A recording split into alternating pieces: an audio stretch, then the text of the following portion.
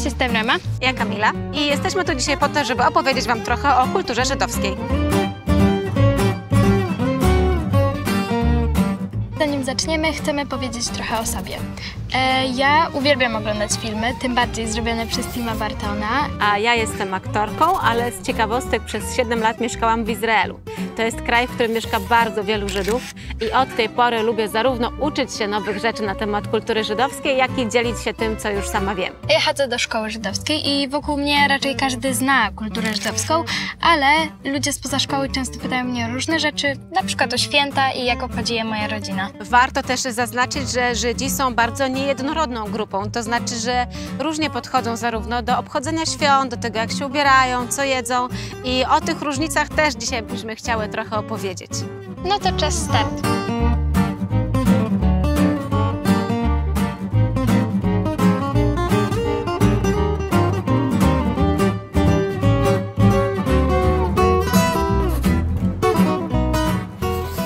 W tym filmie opowiemy Wam o żydowskim jedzeniu. Lubicie jeść? Wiem, że Kamila uwielbia. To prawda, ja kocham jeść, a zwłaszcza dania kuchni izraelskiej i żydowskiej. Dlatego super, że możemy dzisiaj zabrać Was i przy okazji siebie w kulinarną podróż po Warszawie. Zaczniemy odwiedzając bar mleczny w samym centrum. Co bar mleczny ma wspólnego z kuchnią żydowską? To jest właśnie najciekawsze.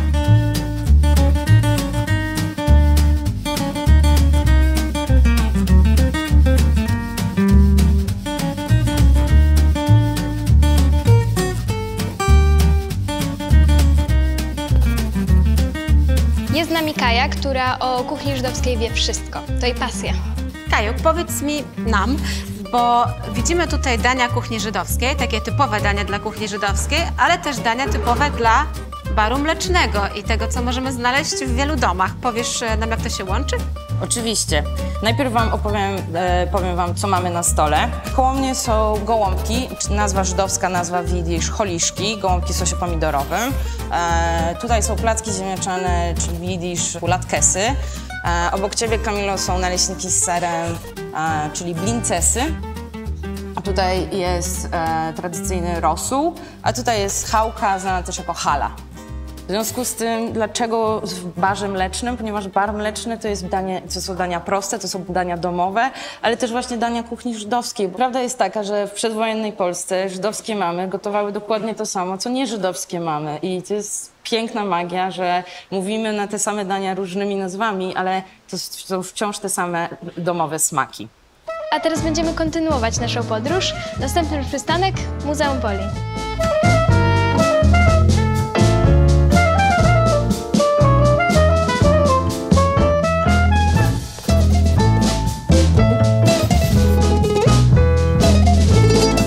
Jesteśmy właśnie w Muzeum Historii Żydów Polskich Polin, gdzie trwa wystawa czasowa pod tytułem Od kuchni żydowska kultura kulinarna. I myślę, że to świetne miejsce, aby dowiedzieć się, czym jest koszerność. Koszerny to jest w ogóle rytualnie czysty, zgodny, można jeść. I czemu jest to też takie ważne dla Żydów i Żydówek? Ponieważ jest to symbol tradycji i tożsamości żydowskiej. Okej, no to jak można jeść, czyli jest koszerne jedzenie. Dokładnie tak. I co to jest to koszerne jedzenie?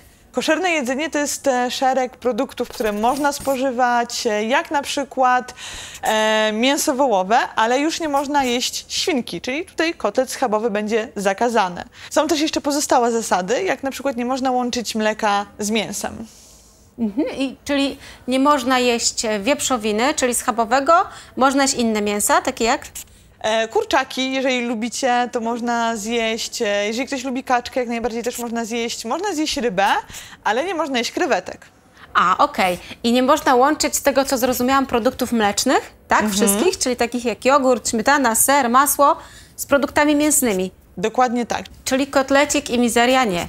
Też odpada. A cheeseburger, czyli kotlecik i ser też nie. Też odpada. Okej, no dobrze. A co z tą pozostałą grupą produktów? Czyli są mleczne, których nie łączymy z mięsnymi, a co z tymi wszystkimi, które nie są ani mleczne, ani mięsne? Jak nie wiem, warzywa, ziarna, owoce?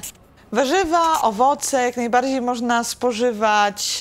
Tutaj te zasady są mniej restrykcyjne. Ziarna także, jak mówimy o soczewicy, ciecierzycy, czy te ziarna, które są używane do wypieku pieczywa, to sobie możemy jak najbardziej łączyć. Czyli możemy to zjeść i z mlekiem, albo osobno, i z mięsem. Dokładnie tak. Okej, super.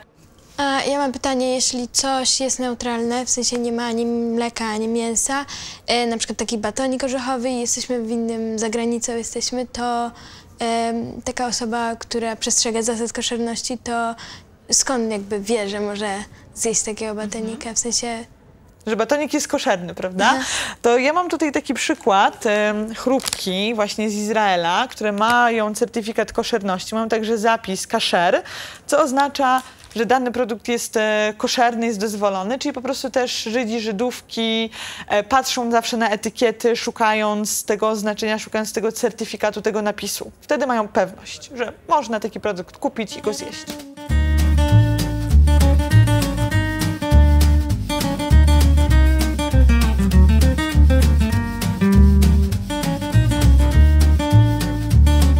Widzicie tę piękną chałkę?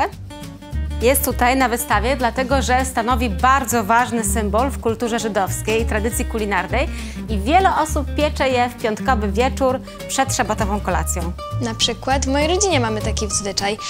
Teraz zabierzemy was do mojego domu, gdzie będziemy piec chałki z moją mamą i siostrą Ninel.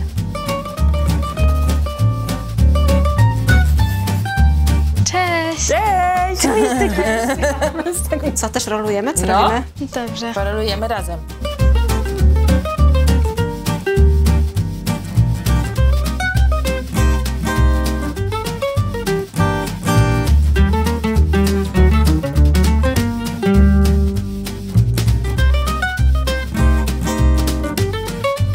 Co najbardziej lubicie w tym, że możecie sobie tak wspólnie tę chałkę zrobić?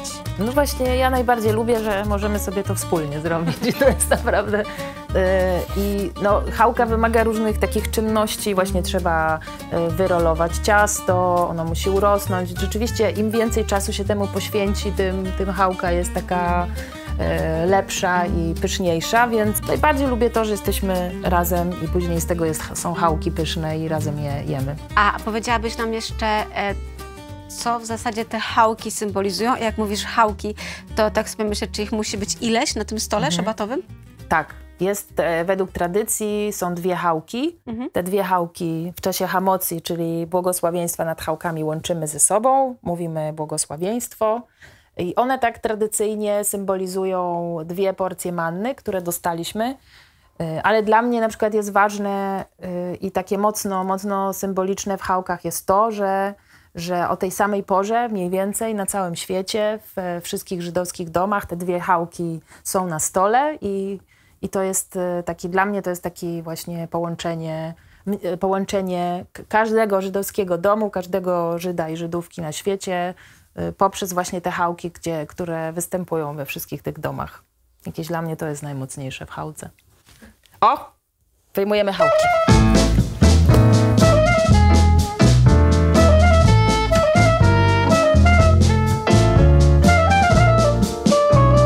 Pokazałyśmy już wam, w czym kuchnia polska i żydowska są podobne, czym jest koszerność oraz co jemy podczas piątkowych kolacji. Ale został nam jeszcze jeden ciekawy temat, zresztą mój ulubiony, czyli kuchnia izraelska, ale o tym opowiemy wam więcej już w innym miejscu.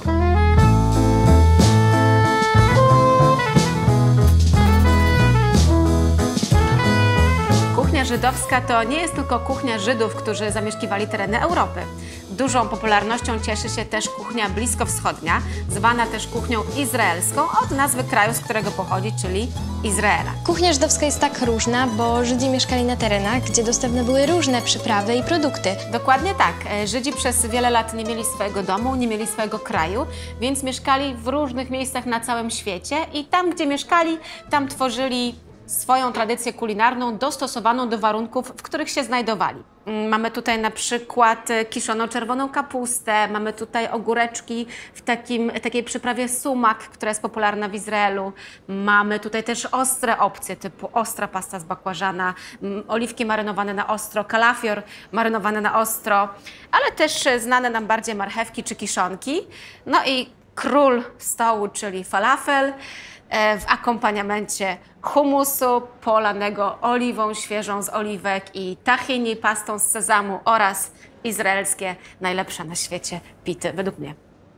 No to na tym kończymy naszą filmową wycieczkę. Mam nadzieję, że dobrze się z nami bawiliście. I że narobiłyśmy wam apetytu. Dziękujemy za wspólną podróż. Do zobaczenia!